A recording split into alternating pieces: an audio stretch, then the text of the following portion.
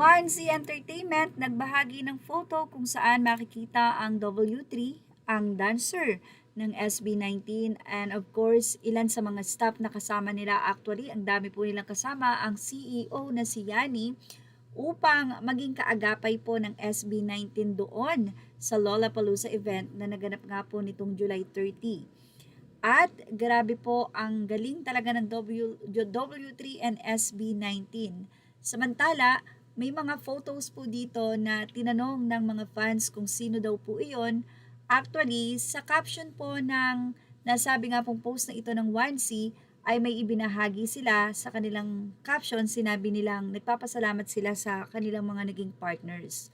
So, inaasahan natin na ang mga kano na kasama nila dyan or yung Chinese ay ilan sa mga Lollapalooza producers or whatever, but ganun pa man, napakalapit na nga po talaga ng SB19 sa tugatog ng tagumpay internationally. Sa naging caption po ng SB19, sinabi nila na from the Philippines to Lollapalooza, congratulations SB19 official on making history at one of the world's biggest music festivals. Special thanks to 1Z team, our valued partners, yan po yung sinabi nila, W3 and everyone behind the scenes whose dedication and support made this milestone possible. So yung mga photo po na yan, nakasama ng SB19, sila po yung mga behind the scene na umaagapay sa mga bano sa tuwing sila ay may event. At grabe, biruin nyo po, from Philippines to US, ganun po silang karami. Napaka-generous talaga ng SB19.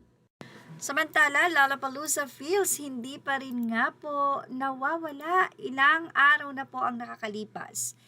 Ang ngayon ay tila ngayon lamang nagsisink in sa mga fans ang mga pangyayari. Mula kay Maria Sinukuan Creatives, ibinahagi niya po ang photo na ito at nakalagay ang hundreds of Pampangas 18 unite as SB19 makes Lollapalooza history today, proving that no distance or hour could dim their unwavering pride.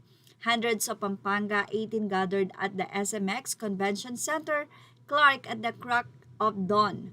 Rallying together at 4:30 a.m., the community united in a breathtaking display of passion and loyalty, raising their voices to witness a monumental milestone that proves Filipino talent knows no bounds and is officially taking over the world stage.